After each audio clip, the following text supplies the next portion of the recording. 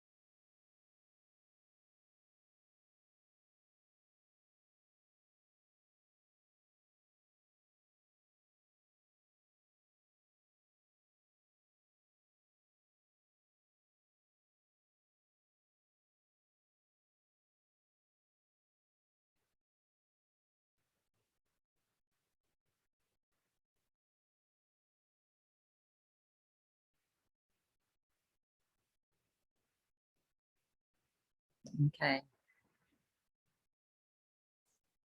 few more seconds and I'll end the poll.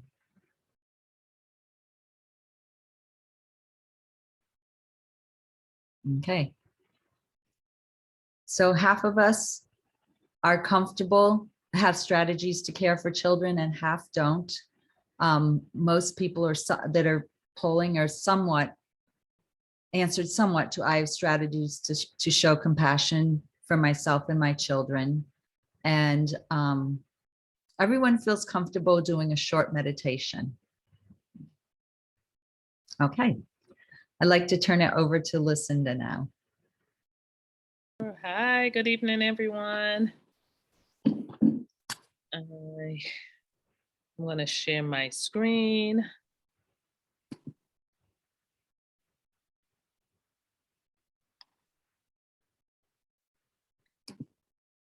Can everyone see that?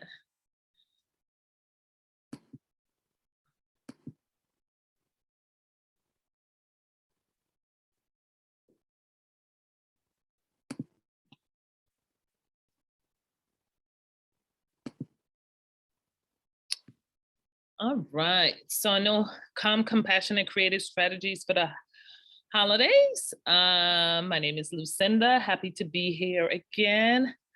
So I'm gonna first start us out with a mindfulness moment. We may all be coming from different places, from the workday, dinner, stuff to do. So I want us to just take a moment to settle ourselves, get focused. So you want to watch the ball travel around the square, paying attention to the direction given for each side. I want you to feel your breath in coordination with a change in pattern inside the square. So you want to inhale, hold,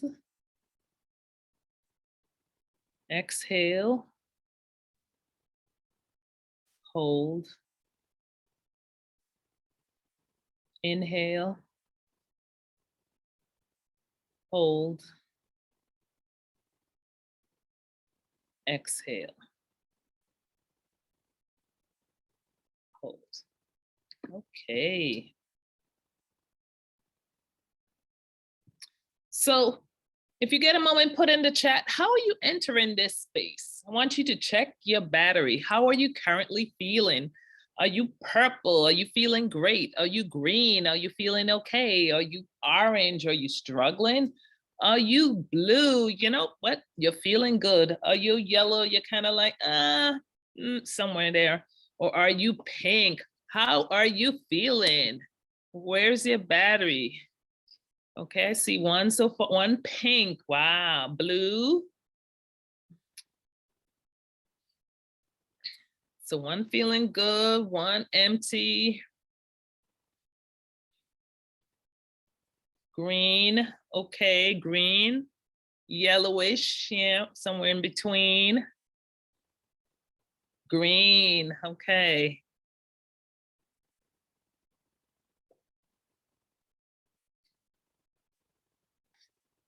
All right, okay, thank you all. Hopefully hopefully we can get you to some energy. So I do what's called a calm app, and every day it sends me a calm message that I need to read. And today's message I put in because it resonated with our talk tonight.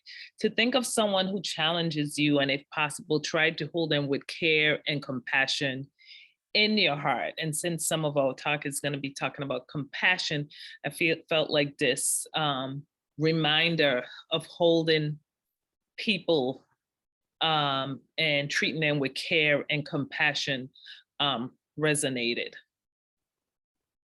So I want us to remember, even though it's the holidays, that's this joyful time, this happy time, the holidays is not a joyful time for everyone.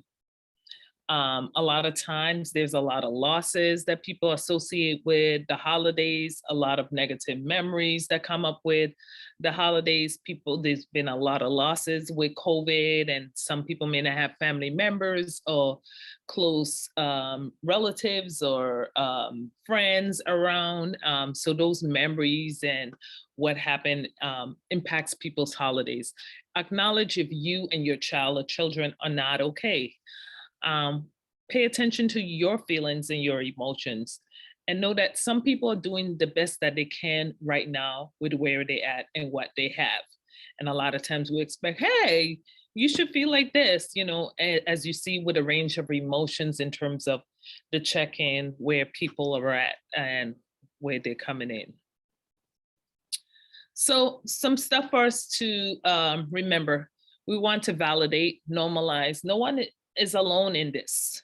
In anything that I'm doing now, we have to still remember pandemic is still happening. People are still dealing with the stress, the stressors of stuff around them. The holidays does not mean that, hey, this all goes away. Keep a sense of humor at times, and don't take stuff so serious. Focus on the present moment. Mindfully work to keep things in perspectives. Set the tone. As parents, as caregivers, as adults, we set the tone for younger people. What adults express outwardly influences children. They're looking to us to be the models. Be able to practice some mindfulness. Take time to practice mindfulness, even if it's 5 minutes in the morning or 5 minutes at lunch or 5 minutes before you go to bed. Just take that time for yourself and focus. Yoga, stretching. We're going to hear more about it later on from the other presenter.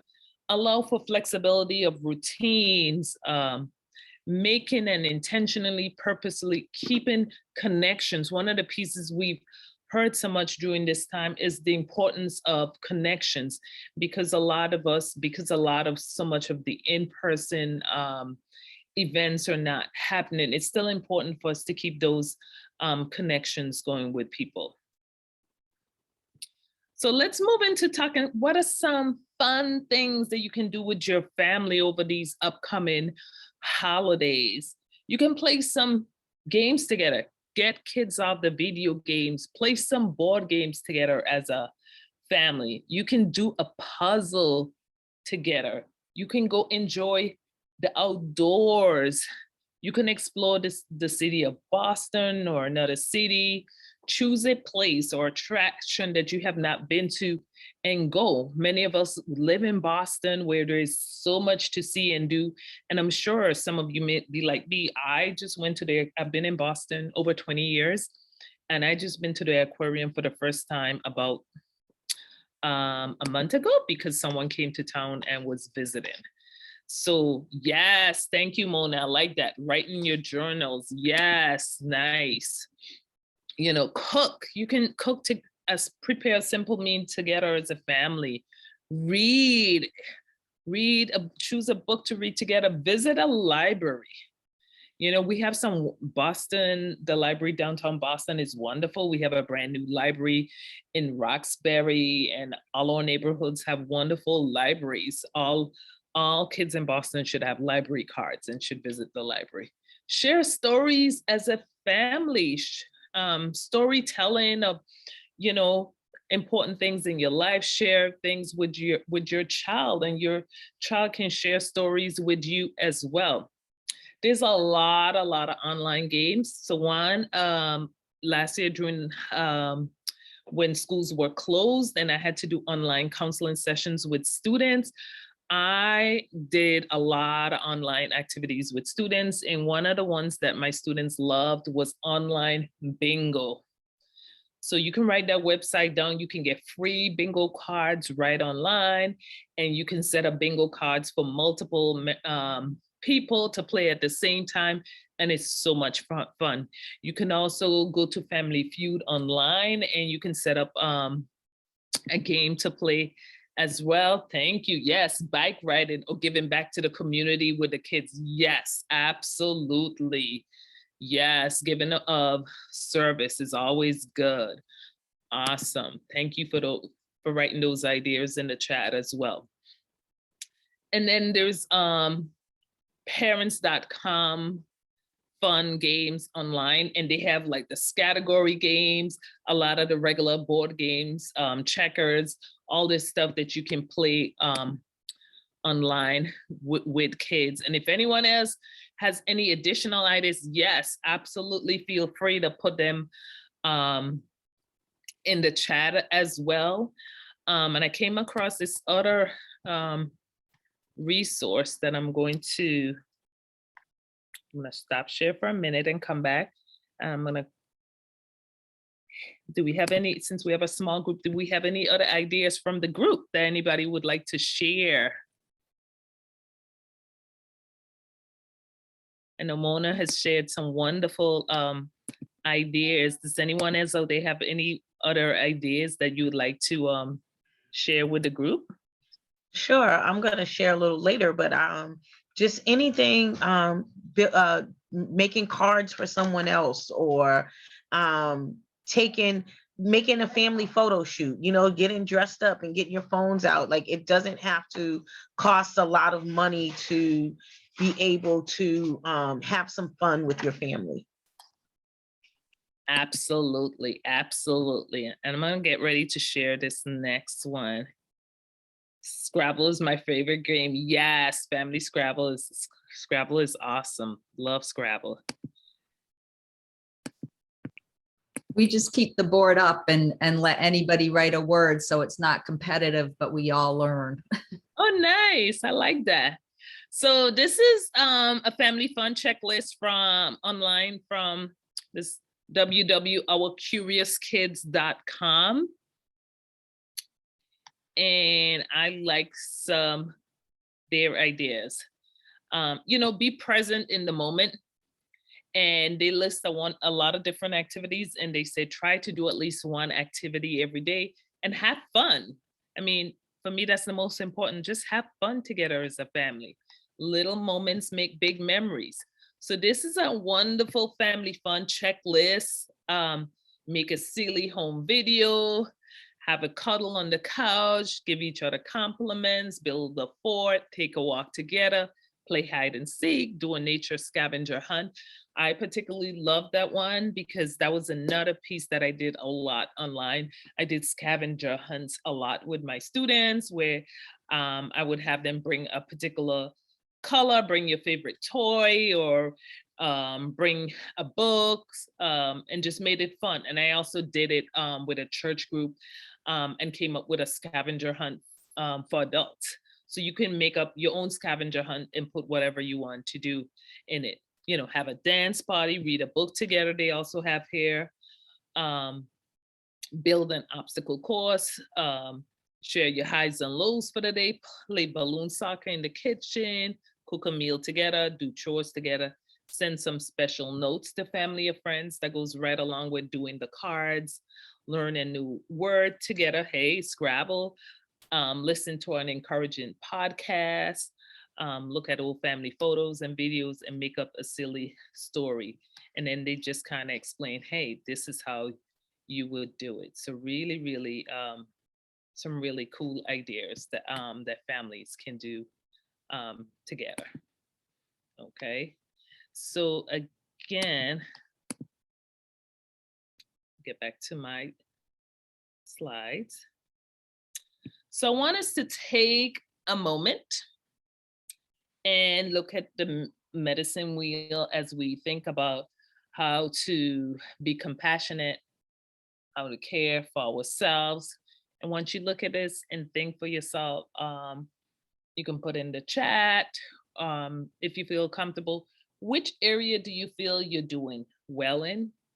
Which area do you feel you need to, I need to do a little bit more work in this area?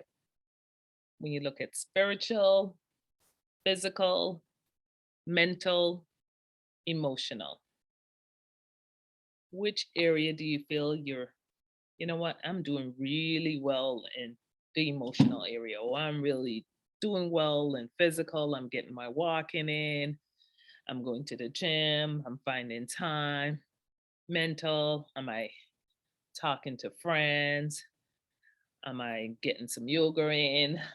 Getting fresh air? Emotional. So think for a minute, which area are you doing really well in? And which area do you need to do a little bit more work in? Thanks.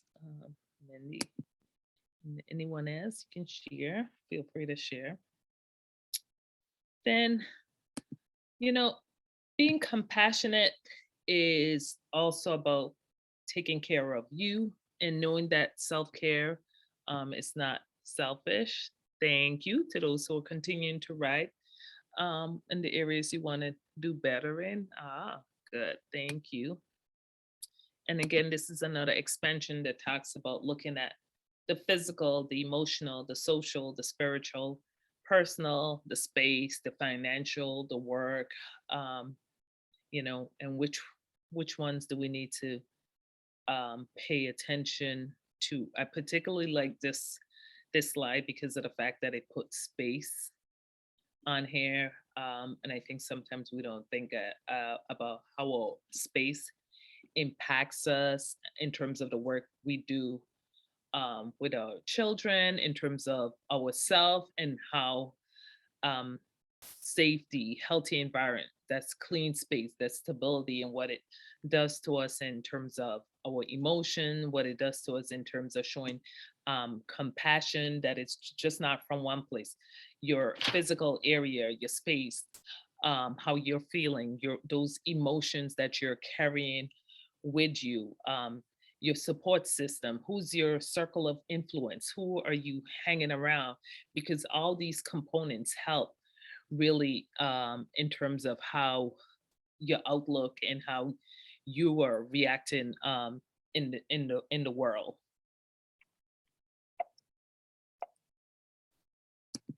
Any questions? How we doing? So, like I said, it's the holidays. It's not always the best time for everyone. So, as a clinician, I want to acknowledge that if you're that person who feels like, hey, I'm failing, I want to remember to practice some self forgiveness. You know,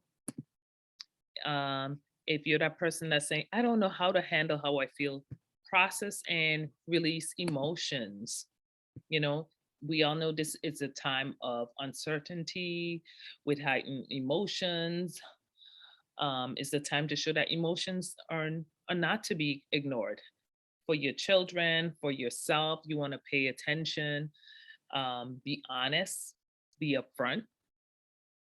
Same with practicing that self forgiveness. We're still in that uncertainty time with the pandemic, and I feel like the holidays, the month of December, as we get ready to celebrate the holiday break, the Christmas season, Kwanzaa, whatever you celebrate, that it then stirs up a lot of emotions. So really take that time and grant yourself some compassion.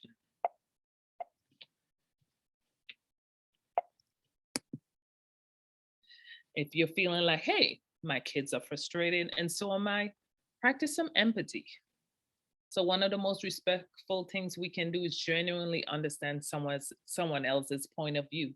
The best way for young people to gain this perspective is by benefiting from it firsthand.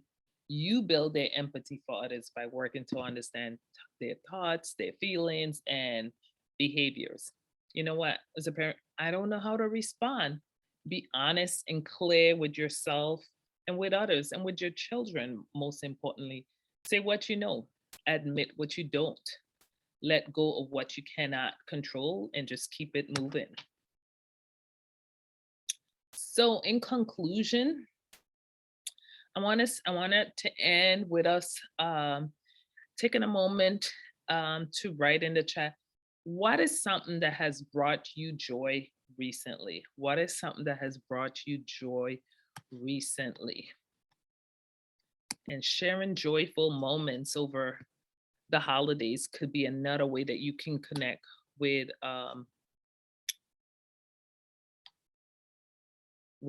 thank you, feeding people.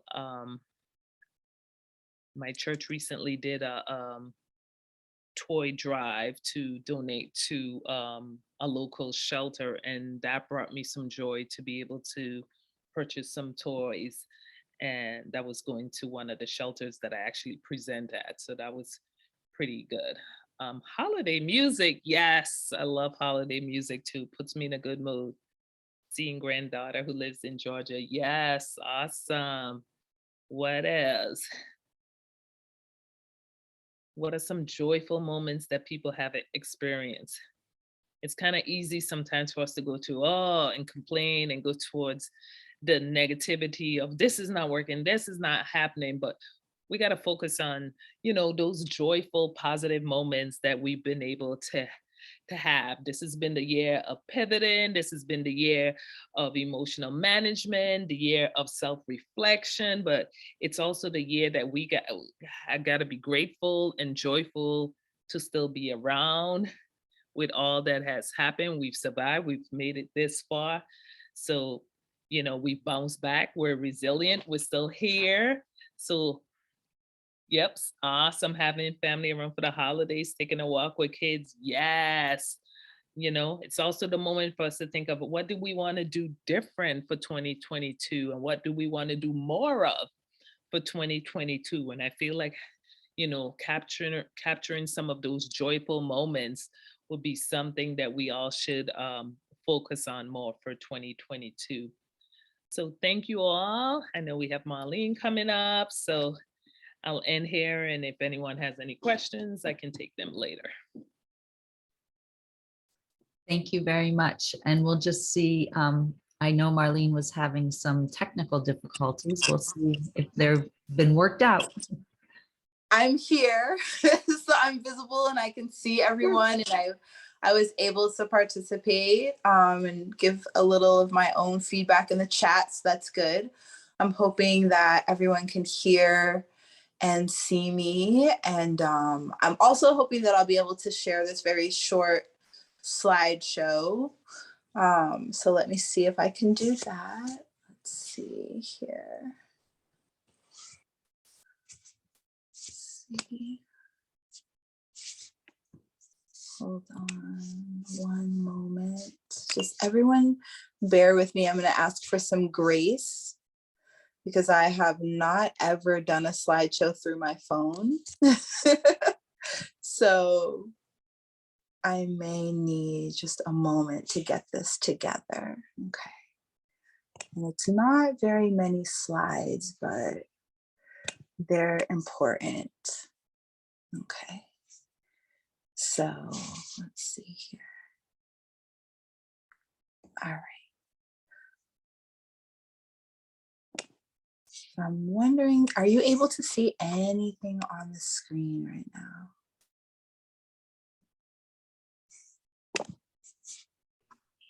We see you, but no slides, No Marlene. slides. Okay, I'm gonna give a couple more seconds to see if I can get this together. And if not, then I'll just review what's on the slides.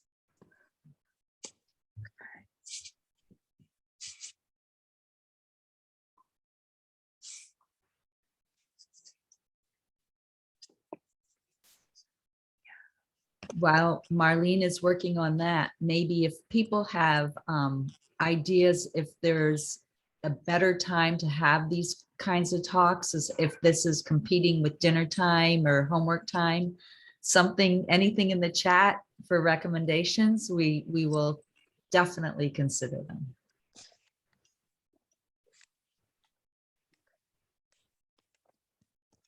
So I don't want to hold us up. So what I'm going to do is I'm going to talk through the topics that were on the slides.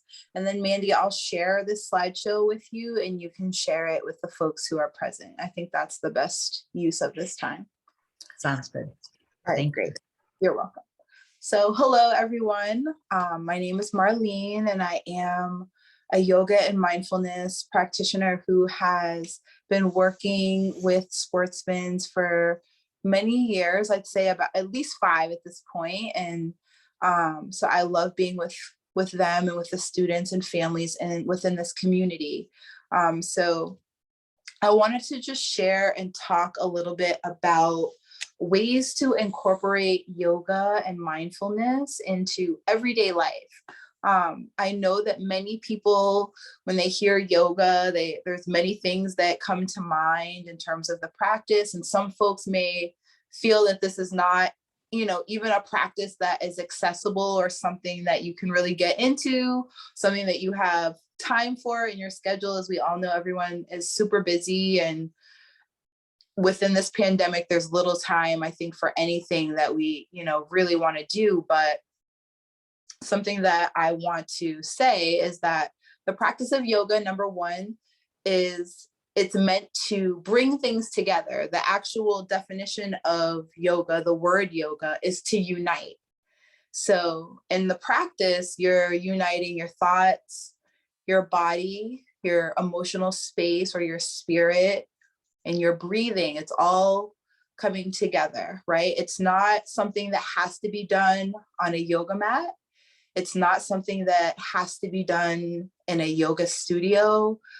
There's no particular demographic that, can only practice yoga, or any physical body type that this is best for.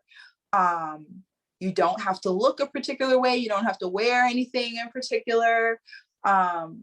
Yoga is literally for everyone. And I come across many people who don't believe that yoga is for them. And so my mission has been, outside of my teaching work within the school where I teach, within the community, my mission has kind of been to let people of color specifically know that yoga is for us. It's for everyone, but that we are just as deserving of time for self-care and wellness and rest, right, as anyone else. And so I just wanted to share a few ways that you can incorporate yoga, whether you're sitting on a yoga mat or even if you're in the shower, that there are various ways that you can bring yogic practice and mindfulness into your daily life that are a little bit more easy and accessible than folks might think. So I would first like to ask if anyone who is present right now has practiced yoga, and you can just type a yes or a no into the chat, because I'm always just curious to know if anyone has ever tried it, or anyone has had any interest or curiosities about it at all. And obviously there's no right or wrong answer to this, but it's just always nice to know who has practiced and who has not. Okay, so I see some yeses in the chat. Okay. Awesome. A little. Okay, yes. And chair yoga and restorative yoga is yoga. It's all yoga. Okay, I see some no's, and that's fine too. Okay, all right. So I'm going to share some things with you all. There are ways that you can practice yoga that people might not even believe is yoga, right? Because I think the average person thinks yoga is movement, right? That you have to be flexible, that maybe you need to have a particular body type. Those are myths. Awesome. I see some folks still typing into the chat that you've done it before. Great. Thank you so much for everyone who is giving their input in the chat. You do not have to have a flexible body to practice yoga. I tell my elementary school students all the time that the biggest thing that needs to be flexible is your mind.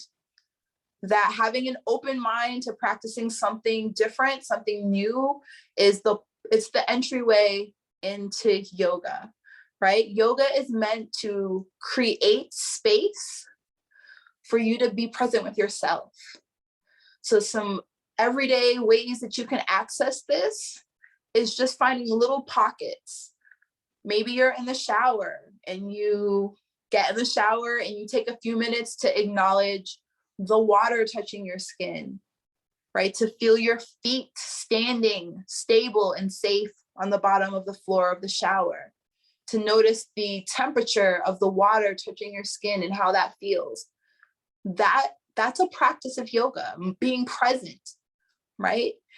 Maybe taking a moment when you're eating, or if you're a coffee drinker or a tea drinker, or whatever you're doing in the moment of consuming something, to take just a few moments to acknowledge how that thing tastes, to enjoy, even if it's just a couple of bites while you're like hustling through your lunch or your breakfast, to acknowledge that the food tastes good, or the temperature or the warmth of your tea or coffee like coming into your body. That present moment is a practice of yoga. Taking a second when your alarm clock goes off in the morning, instead of grabbing your phone and checking your email or your social media or whatever, taking a moment to lay down in your bed and ask yourself, how does my body feel in this moment? Before I wake up and I tend to my children or my spouse or partner, before I get this house together, where am I at? What are my thoughts right now when I'm waking up, when I'm still touching the bed and my back is laying against this bed? What does my body feel like? Did I get enough rest? Is any part of my body sore? Do I need to take a big stretch or a couple of deep breaths just to be present in my body before I start to give all of my energy to everything else? Taking those few moments for yourself in the morning it's the practice of yoga. It's not just doing like a downward dog or a tree pose. Yoga is being present and finding those moments for yourself, so that when you're present with yourself and you feel grounded and you feel safe in your body, that you're able to give some of that to others because you've first given it to yourself. I understand that right now, like there's so much uncertainty, and I'm seeing it in my younger students. I see it in folks that I teach yoga to, outside of the school, in the studio and in the community, that like we're all dealing with an immense amount of stress, right? An immense amount of tension, which is building in our bodies due to the stress. But just taking these few moments, like I said, acknowledging like sensations in your body, taking a few moments when you're about to pick up your children from school or after school to notice your feet flat on the ground, to roll your shoulders back so they're not tense up by your ears, to take a few deep breaths and ground yourself and just acknowledge, I'm doing a lot, but I'm safe and I'm stable in my body. That is the literal practice of yoga, of bringing yourself back into union with yourself. It does not have to happen on a yoga mat. If you have time for that, great. If you can maybe before bed get your family together and even just to sit down in what children call crisscross applesauce, right?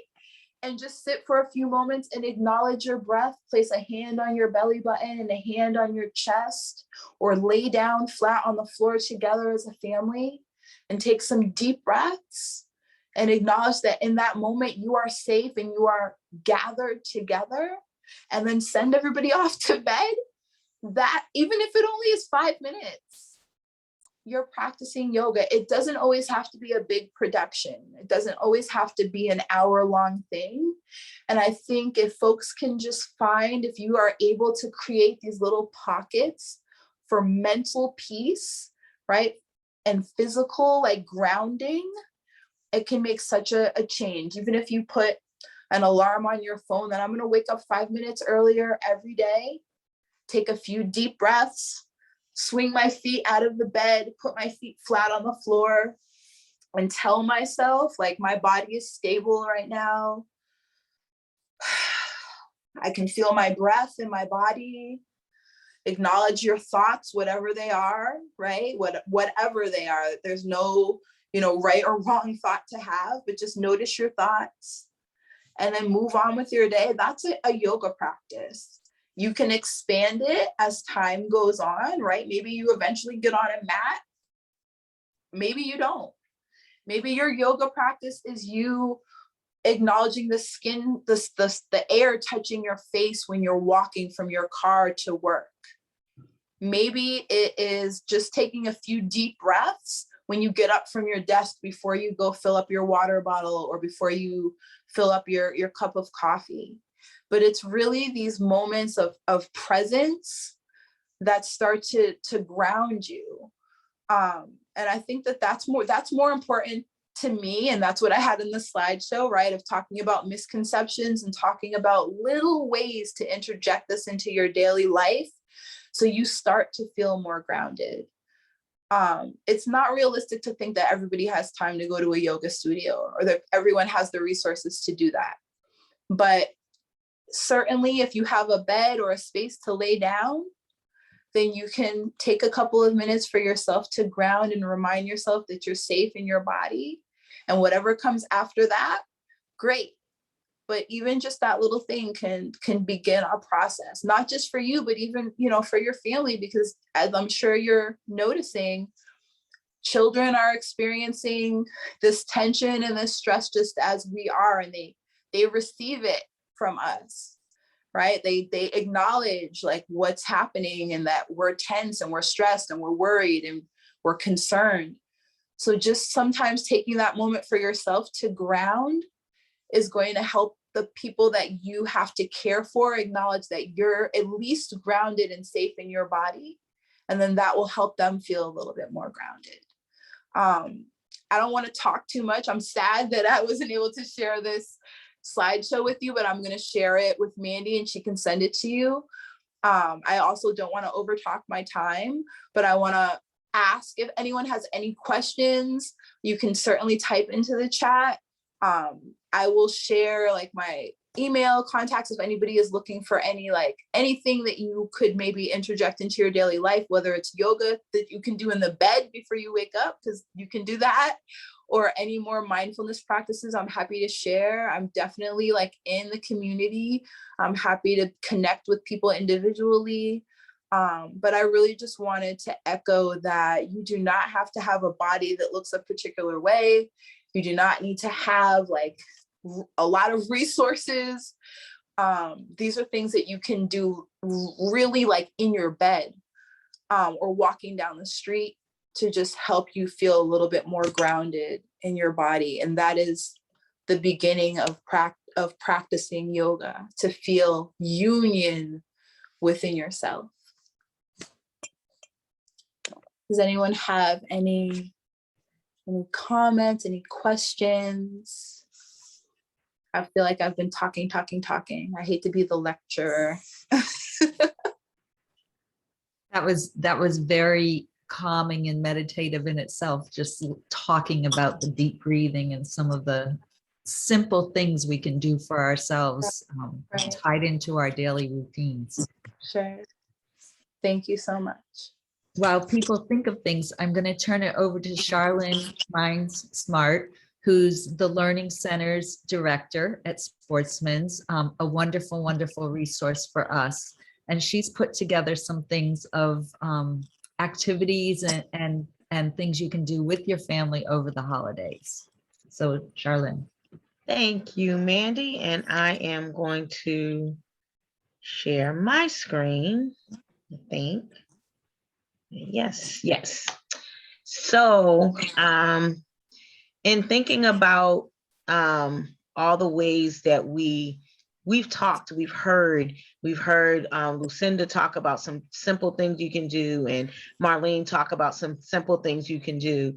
And I just really wanted to take a moment especially for any parents that are on the line. I know that sometimes December break in itself can create its own stress, right? Routine is changed. Students want, your kids want to sleep all day and you want them to get up and you want to do some things, or work is still going on for you, and all those kind of things that just add all this extra pressure and stress. And I want to echo what everyone else is saying, and that is to be in the moment.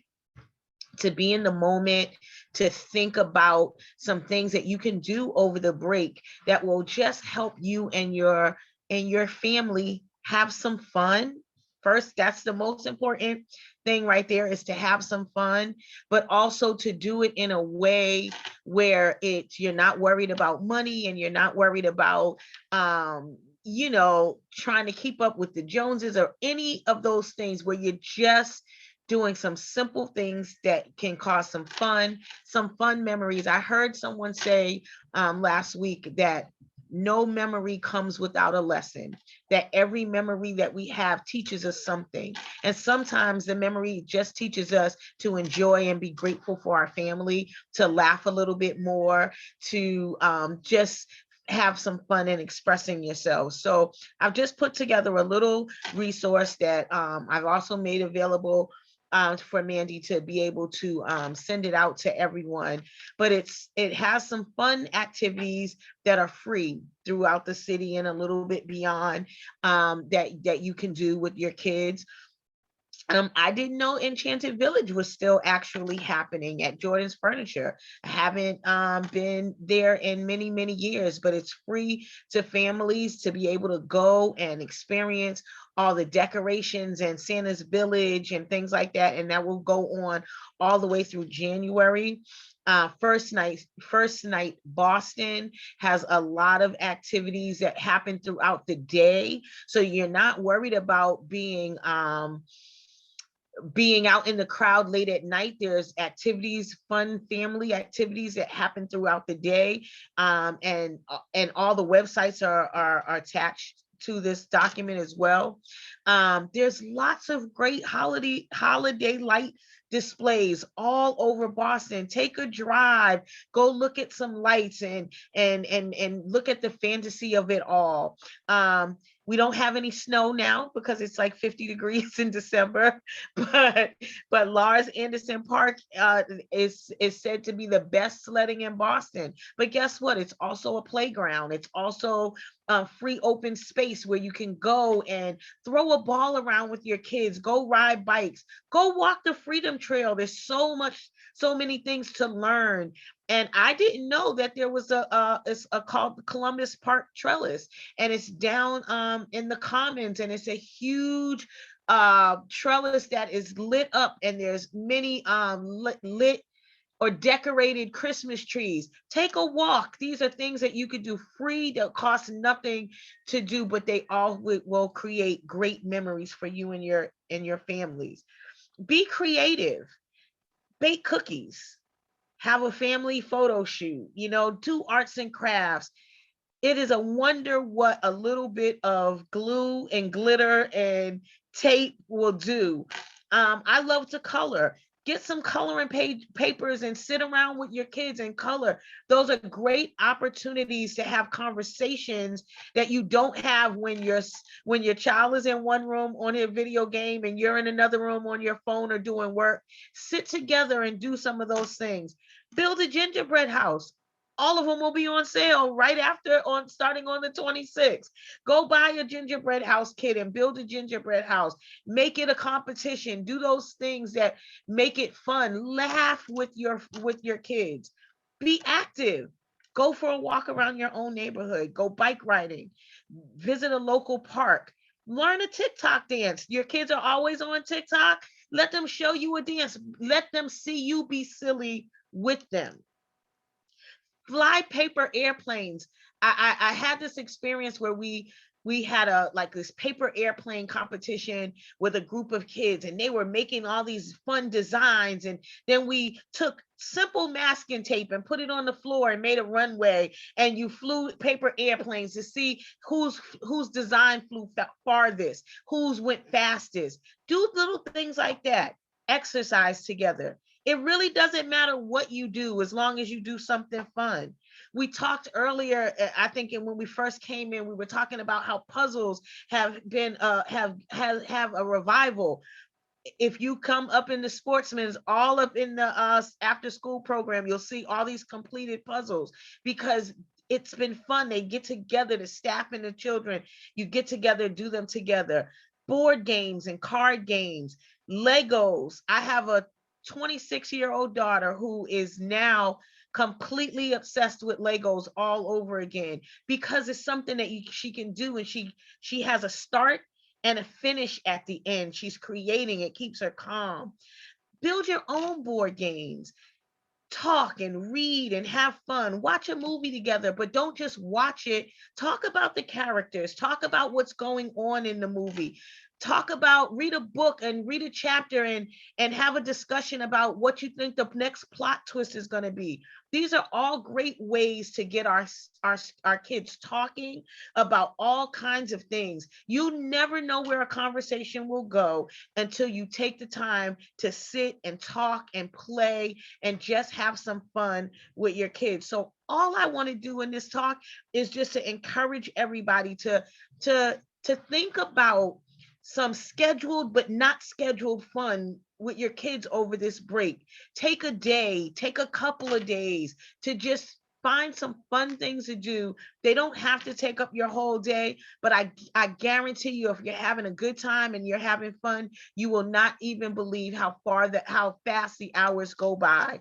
And that is what our kids really need right now, in this break, not to be thinking about, the next assignment that's due and the next test that's coming up. Let this break be a break for them too, to be present in the moment and be present in their family and to have fun in a time and in a world where there's always bad news going on and there's always something else for us to get caught up in. But we're going to get caught up in having fun and laughing and having a joyous time with our families over this break.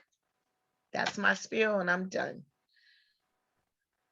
That was great. Thank you, Charlene. And thank you to Marlene and Lucinda too. It was wonderful. Does anyone have any questions? I see something in the chat here. Oh, right. I agree. Yes to all of this. Great. Okay. I think, we've gone through from Lucinda starting to talk about stress and self-compassion and some of the things that we might be feeling and things we can do, to Marlene guiding us through a way to incorporate yoga and mindfulness into the day without having it be a concrete time sap from other things, but just part of who we are and what we do very quickly. And Charlene and how we can really incorporate fun and silliness and family time into the holiday time on a daily or a routine basis. So I think we've gone through a full gamut of how the holidays can really be fun. And as we started with, and as we're ending with, keeping the joy for you and your family during the holiday season. So before I do the final poll, is there anything else?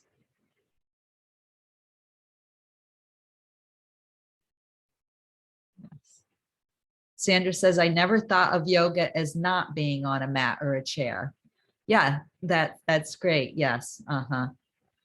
And Marlene says, yes, I think media has us believe that it's just something done on a mat. No, it's not. It can be a part of everyday life. Yes.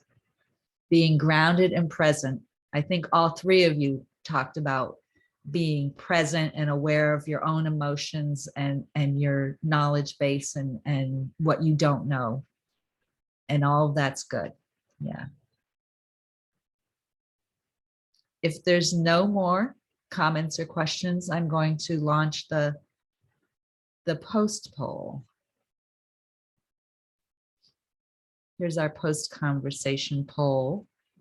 And last time a few people put in the chat they couldn't see it, and I'm actually looking at the chat now. So can everybody see it?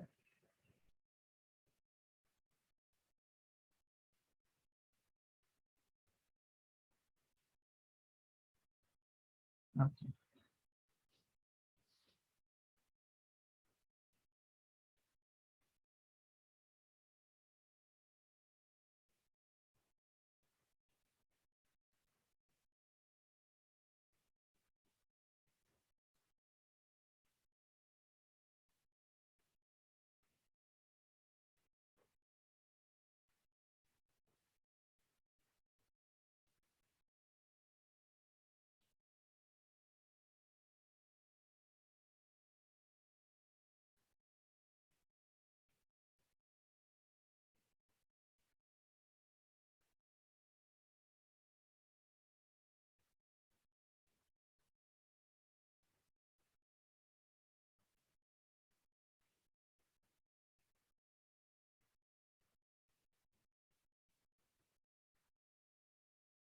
I'm going to give it 10 more seconds.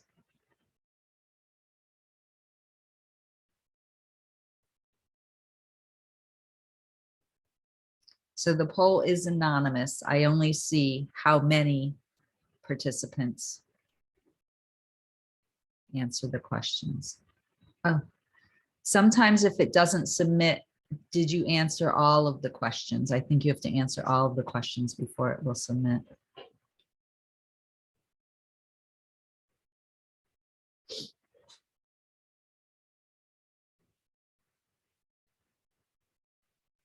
Okay, great. I'm going to end the poll and share the results. So I have strategies to care for my children over the holidays. 6 of 7 people that responded said yes, and 1 said somewhat, and that's a great increase from the pre-conversation poll. I have strategies to show compassion for myself and children over the holidays. 6 of 7 said yes, which is great. And I would feel comfortable doing a short meditation. Again, 6 of 7 said yes. Okay, that's great. Thank you very much, everyone. I want to thank everyone for coming tonight, and it will be on a YouTube on our website. If you want to direct other people to see it at a later date or time, it'll take us a few days to get that up. And I also want to let you know that January 6th, after the holidays, our first HEAL2 conversation will be Your Health is Your Wealth in 2022. Pay attention to hypertension. We're going to do a series on hypertension, and then diabetes, and then heart health. So 3 great topics to start 2022 off for physical health, at least. Thank you all for coming, and I hope everyone has a peaceful and blessed and happy holiday. Good night. Good night.